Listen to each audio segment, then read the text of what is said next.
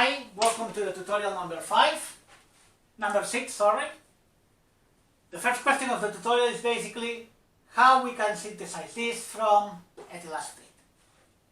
Okay?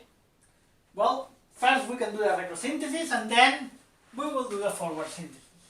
Remember, it's a pyridine. First thing that we have to notice is which of the two possible syntheses of pyridines we need to use, the 1,5-dicarbonyl compound or the Hanchester. How to do it? Basically, we take a look in the two meta positions. If in the two meta positions we saw electron withdrawing group, like here, this will come from a Hanchester synthesis. Okay, remember, first step of any retrosynthesis with pyridines is to form the dihydropyridine. Okay.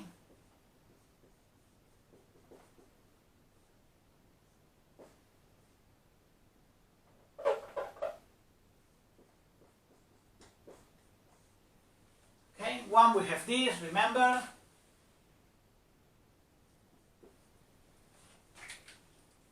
This is not any more than an enamine. What we can do is break this bond, and what we get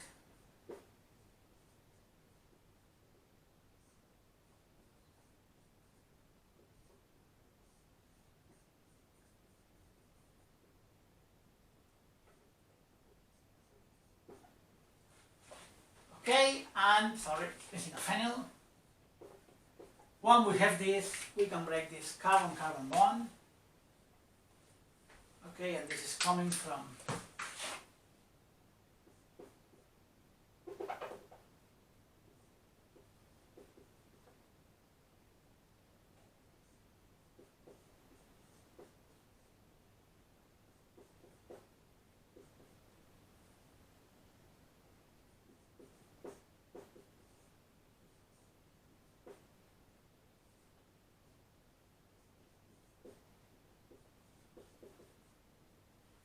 okay, this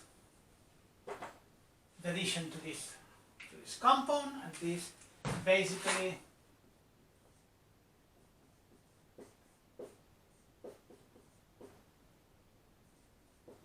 this is alpha beta unsaturated ketoester that this can be synthesized by Novenaro reaction, breaking this bond.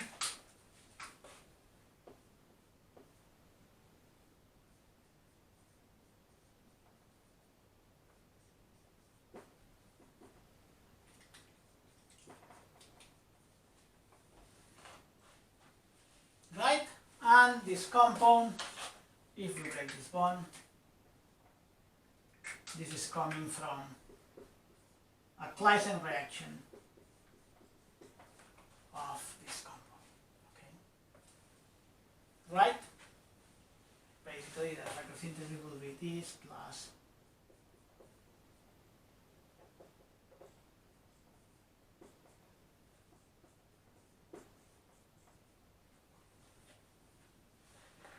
okay? This is the retrosynthesis that we have to do in the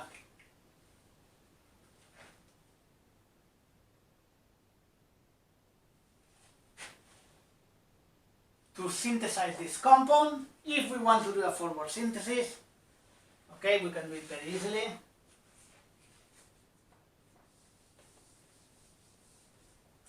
First, we will form the ketoester.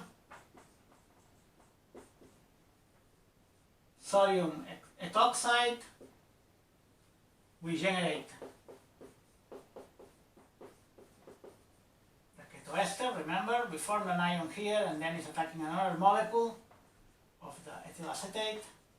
Addition, elimination to form the ketoester after hydrolysis.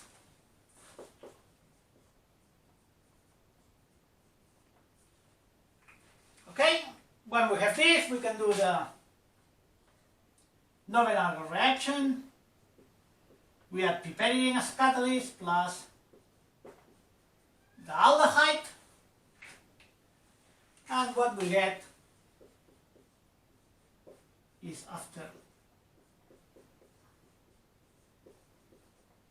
dehydration, we generate the alpha beta unsaturated ketoester in the same way that you did in the lab with Thomas. Okay? On the other hand, we have another molecule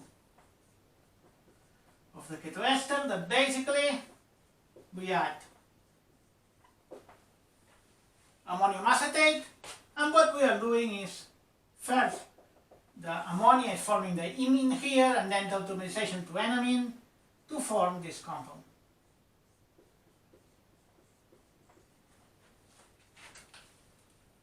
This position is highly nucleophile.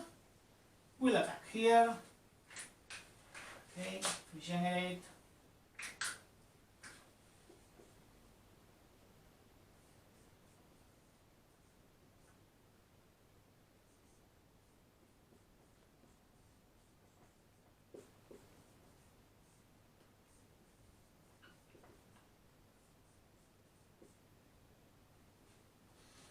This intermediate, tautomerization imine enamine to generate this compound.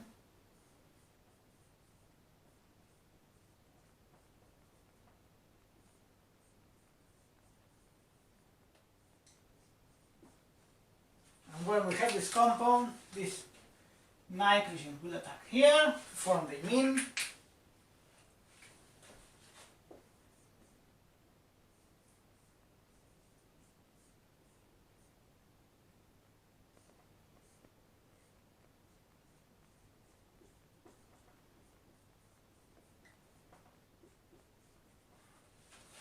And now again, tautomerization imine enamine to form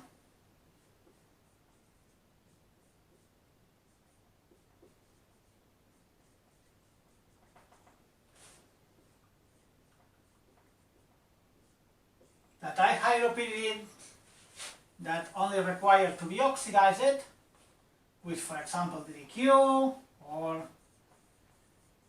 nitrobenzene air, etc., to form the final pyridine. Okay? Good. Okay, then go for the exercise number 2. Okay, remember that the most important when we are facing a retrosynthesis or synthesis of pyridines, what we need to decide first is which of the two syntheses that we know we will use, the 1,5-dicarbonyl compound or the Hanchester synthesis. How we decided? We check the meta-substituents on the pyridine. If we have two electron withdrawing groups, the reaction that we will consider will be the Hanchester. If we don't have the two electron withdrawing groups, probably will come from a 1,5-dicarbonyl compound. Okay, second one, that we have this reaction, we have this.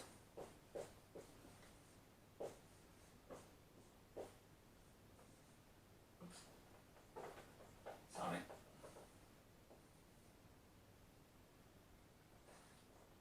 Whoops.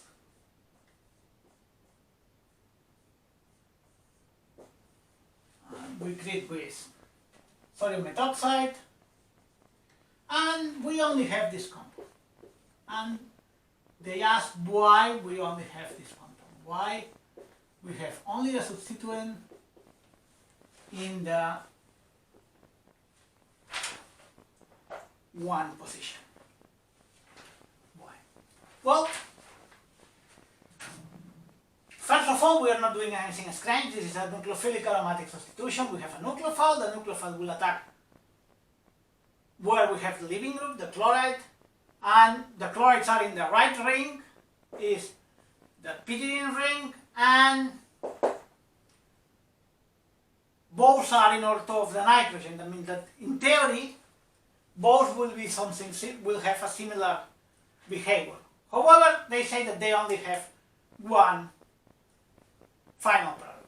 When this is happening, what we have is we need to analyze the intermediate of the reaction. Remember that this, when we attack here, the intermediate is this.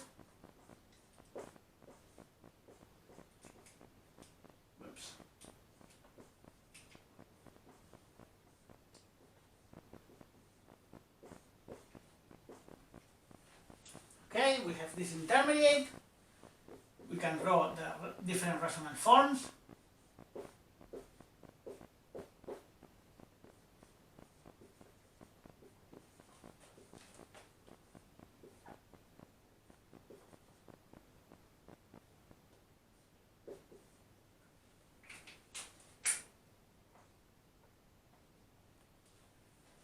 Okay, we have these two resonant forms.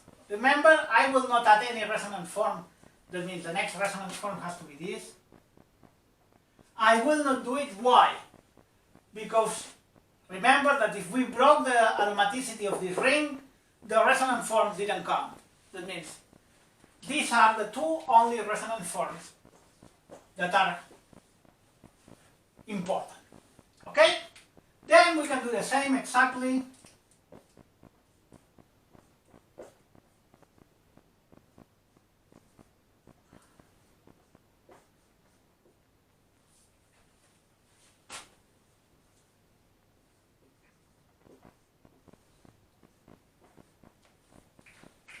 with the second one. And again, what I am drawing is the intermediate.